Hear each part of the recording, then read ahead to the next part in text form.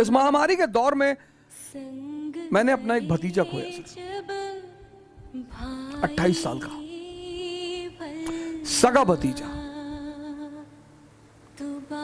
8 मार्च, इसी 8 मार्च मेरे घर पर भागवत खत्म हुई। 8 मार्च, 10 मार्च को सुबह 5 बजे मैं उसे, अपनी भाभी, अपनी भतीजी को गोंडा के बस स्टेशन पर छोड़ने गया। जब मैं छोड़ने गया सुबह 5 बजे, तो रास्ते में ही लखनऊ की बस मिल गई। तो उसने हमसे कहा कि चाचा जी ये बस रुकवा दी, लखनऊ जा रहे। और इस बार जब हमसे मिला तो उसने कहा कि, मैंने कहा तुम तो हमसे बात ही मत करो, तुमसे जब मैं कह रहा हूं कि सिविल सेवा की तैयारी करो, 1 साल मेरे कहने पर चलो तो चचा। तो जाते जाते उसने मुझसे कहा कि अब 1 साल तक जो भी कहोगे वो करूंगा।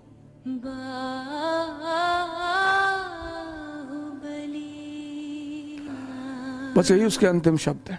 संग रहे जब भाई बलना, तो बाहों में मां की जग बिसरा के, बस यही उसके अंतिम शब्द थे। धोखेबाज। शायद घर के लोग समझ नहीं पाए, शायद घर के लोगों को एहसास नहीं हुआ।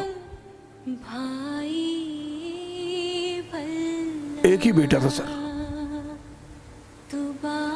2 बेटियों पर एक ही बेटा था। हम सब ने दर्द को झेला है सर। सिर्फ मुस्कुराने का मतलब, सिर्फ चिल्लाने का मतलब यह नहीं होता कि आदमी किसी कष्ट से नहीं गुजर रहा है। लेकिन दर्द को गाने से कुछ भी नहीं होता सर। खुशियां बांटने की चीज है और दर्द पीने की चीज है। मैंने अपने जीवन में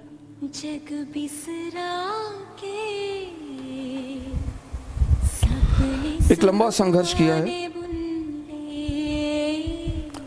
खाने के लिए भी सोचना पड़ता था सर। दिल्ली में जो डीटीसी के स्टॉप हैं, यहां पे सोया हूं। गुरुद्वारे में खाना खाया हूं।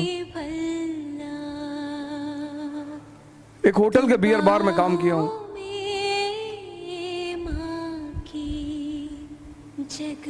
कभी फुर्सत से बताऊंगा आपको।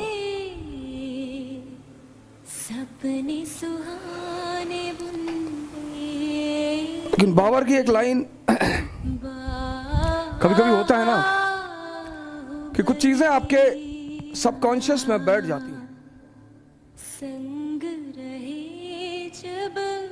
मैं आपसे कहता हूं बायोग्राफी पढ़िए, ऑटोबायोग्राफी पढ़िए, पता नहीं कौन सी लाइन आपके जीवन की दिशा निर्देशक बन जाए।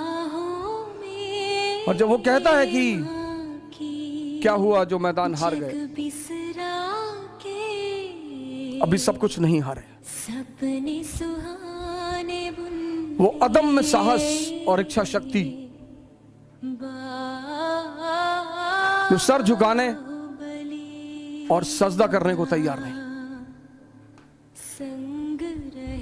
सर ये लाइन तो दिल में बैठ गई है सर। कयामत तक लड़ेंगे, कयामत तक लड़ेंगे सर। दिल्ली के लिए लड़ेंगे, काबुल के लिए लड़ेंगे। लड़ना ही जिंदगी है सर, और कुछ है ही नहीं।